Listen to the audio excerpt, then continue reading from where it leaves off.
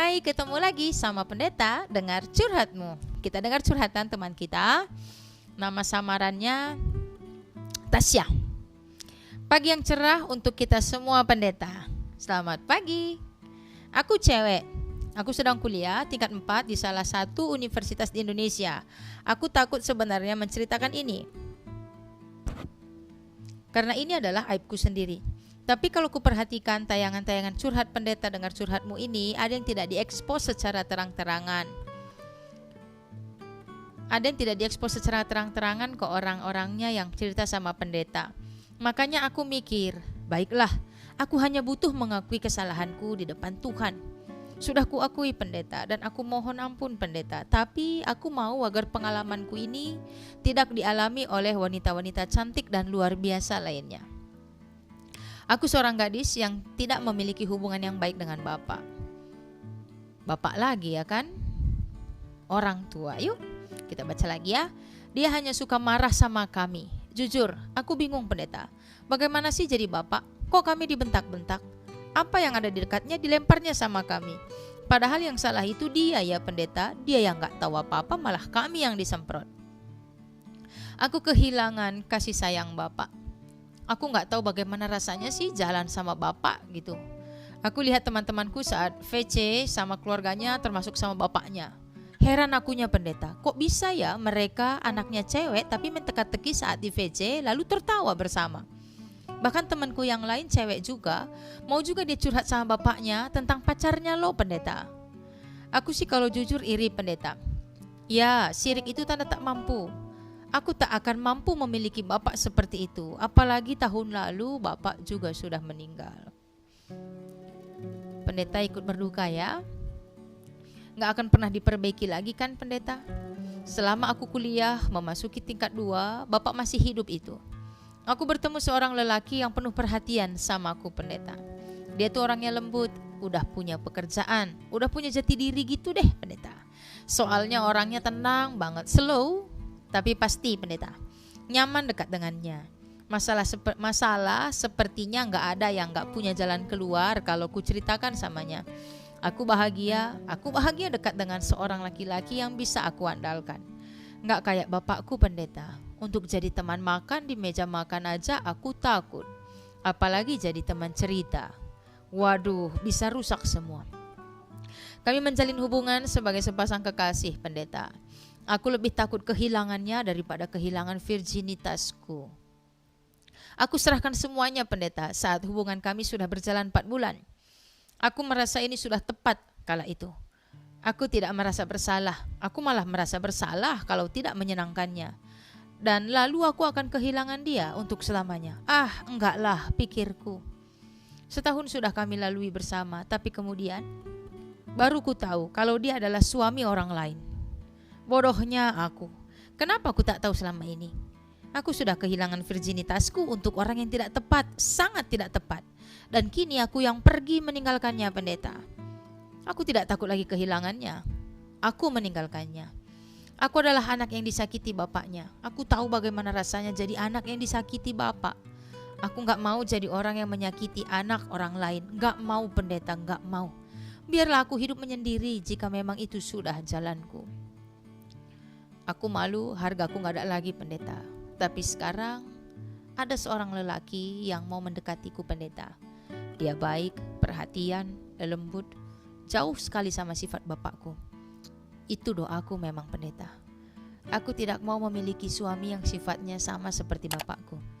Lelaki ini belumlah menjadi kekasihku pendeta, karena aku masih menutup diri.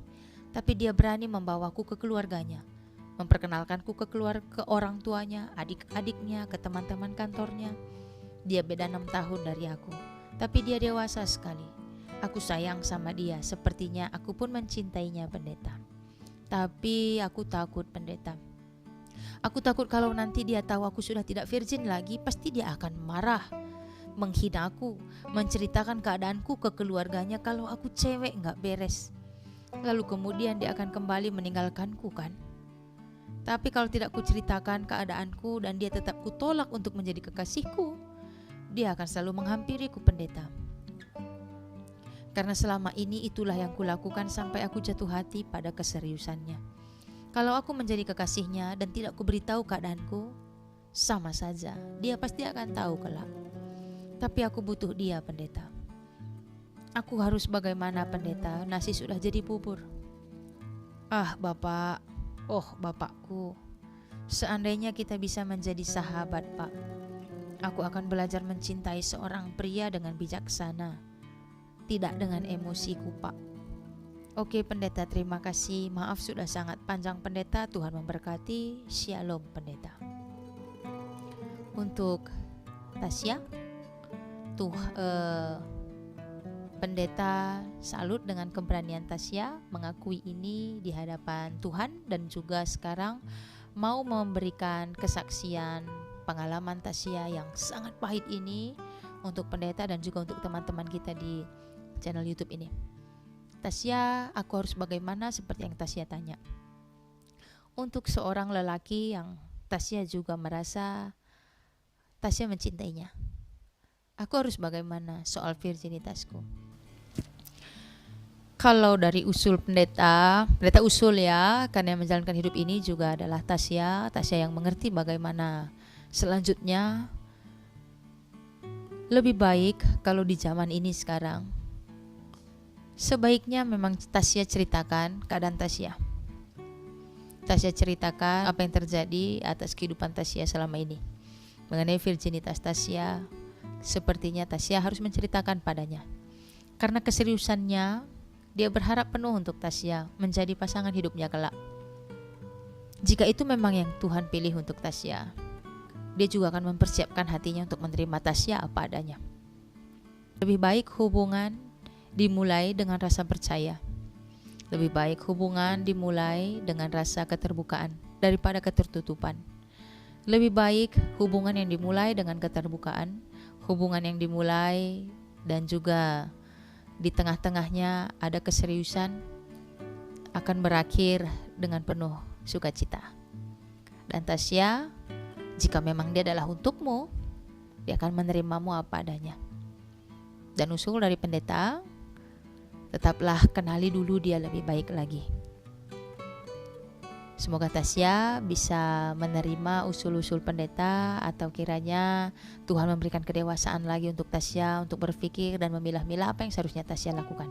Tapi kalau usul pendeta, coba diceritakan dan berikan keterbukaan sehingga dia akan mulai memiliki kepercayaan yang baru lagi atau bertambah percaya kepada Tasya. Dan untuk semua bapak, dimanapun kaum bapak ada, bapak, ini adalah curhatan dari seorang anak wanita. Berapapun umur anakmu, dia tetaplah anakmu. Dan bersyukurlah karena cinta pertama anak perempuan adalah bapaknya sendiri. Engkau adalah cinta pertama anakmu yang perempuan. Jika engkau melukai hatinya, dia akan bingung seperti apa mencintai sosok laki-laki. Jika orang tua tidak bertanggung jawab, maka menderitalah anak itu. Untuk semua anak perempuan yang ada di rumah, cobalah kembali berbaikan dengan bapak. Terlepas siapa yang salah, siapa yang perlu minta maaf, tapi ada baiknya perbaiki hubungan kita dengan bapak. Walaupun dia sudah almarhum, bisa juga loh diperbaiki. Ya, untuk semua kita yang punya usulan, tanggapan, dan yang lain sebagainya, silahkan dituliskan di kolom komentar. Dan jika ada teman-teman kita yang sedang berbeban berat, silahkan share channel kita ini, channel YouTube kita, Pendeta Dengar Curhatmu, untuk teman-teman kita sehingga dia tahu kemana harus curhat.